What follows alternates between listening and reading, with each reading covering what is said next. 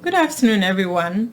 I'm Alberta Asi Ebeheakey, formerly a timber inspector with Ghana Forestry Commission, but now a graduate student at Mississippi State University. My presentation is on wood identification technologies, Ghana's solution to illegal timber trade. This presentation was given at the wood identification session at the 2023 Forest Products Society International Conference in Morgantown, West Virginia. And this is a brief outline of my presentation. Forests cover approximately 41% of Ghana's total land area and is the third largest contributor in foreign exchange earnings for the country. The availability of timber resources is hence the backbone of the industry. However, the industry continues to suffer from decrease in raw materials.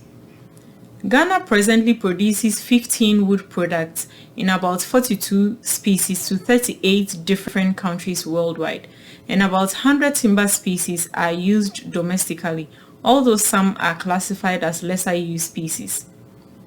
However, from 1995 to 2015, forest degradation rate has been estimated at around 45,000 hectares per year nationwide, which is equivalent to 86 football fields, and that's a very disturbing figure.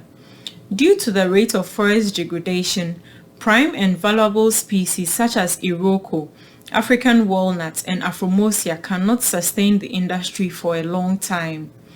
We are currently feeling the pinch as trade in these species are restricted, and trade in species such as rosewood is completely banned. The Forestry Commission under the Ministry of Lands and Natural Resources has overall authority for forest and wildlife management, with a core responsibility of granting services aimed at sustainable use of resources. The state actors of the timber industry in Ghana are made up of the Ministry of Lands and Natural Resources, under which the Forestry Commission falls. The Forestry Commission itself is made up of various divisions. These include Forest Services Division, the division responsible for managing harvest of timber resources from forest to processors, the Timber Industry Development Division, which has oversight responsibility of inspection services of timber products along the timber value chain, and the Timber Validation Department, the internal auditors of the Ghana Forestry Commission. The Ghana Revenue Authority assesses and collects applicable taxes along timber value chain. Ghana Port and Harbour Authority is responsible for managing and operating seaports of Ghana, hence export of timber. The local government collects revenue at the local level for grassroots communities, and the Ghana Police maintains law and order and ensures compliance of processes along the timber value chain.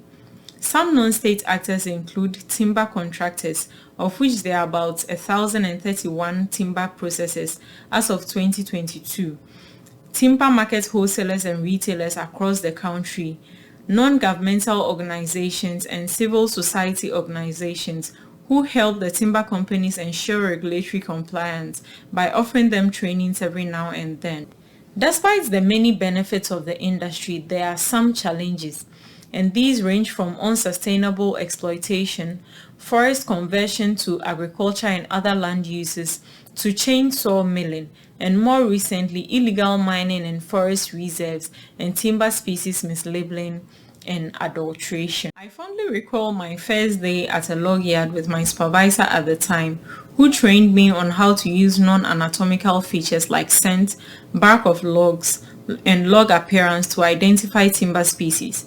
I remember asking him if there was a scientific way of wood identification, and his response was, "It comes with experience." I wondered how long I had to be in the field to get this experience he so fondly spoke of. I was taught to identify wood using everyday things I see. For instance, if the bark of a log looks like a sponge, it is obichi. However, if it looks like a sponge but hard, then it's yellow steculia. I had a nasal airway obstruction when I attempted to sniff the bark of Erythrofluem salvilens, only to be told it's a poisonous bark to inhale. As this tree is also known as the ordeal tree, I was in for an ordeal indeed. Using a non-anatomical feature like color for species identification, all these timber species look somewhat similar. They may even feel the same, but looking at them anatomically, none of them look the same. In the same way, the prices of timber species are different. What if by appearance alone, a high-valued restricted species such as Afromosia is traded for a low-value species like Dabima? Imagine the revenue that will be lost. Not only revenue is lost, but there will be a decline in the number, variability, and variety of species available for the industry. Entire ecosystems will be changed, driving some species into extinction. To properly enforce trade regulations and assess the right levies, all state actors along the supply chain need to know whether timbers are correctly identified and labeled. The use of non-anatomical features and experience alone is hence not enough. As part of the Flex VPA that Ghana signed in 2009 to ensure legality in the timber industry and meet the requirements for ISO 17020 certification, 3 timber inspectors, which includes myself, were trained in wood anatomy and forensics at Forest Products Lab in Madison, Wisconsin in 2018. 3 years later, we began a nationwide training of field inspectors in the use of wood anatomy for species identification. Currently, we have trained over 100 field inspectors in the use of the xylotron and the xylorix in the field for scientific repeatable timber species identification. Presently, during inspections, we use the xylotron and the xylorix in the lab and on the field. There is a field identification manual of which I'm an author, which serves as a reference material for repeatable, reliable scientific identification. If all else fails, there's a wood identification workflow to follow if there are still contentions during field inspections. Why do we need to properly identify timber species anyway? To increase capacity of all stake actors along the timber value chain in a bid to curb illegal timber trade, to make informed decisions on the use of the right wood species for the right job, as the confidence of buyers in the industry will be boosted. It will also help reduce claims and legal fees that processors must pay.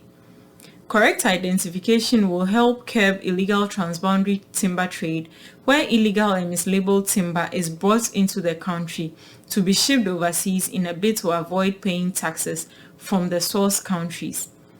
If timber is mislabeled, there should be strict sanctions to deter others from repeating those intentional mistakes.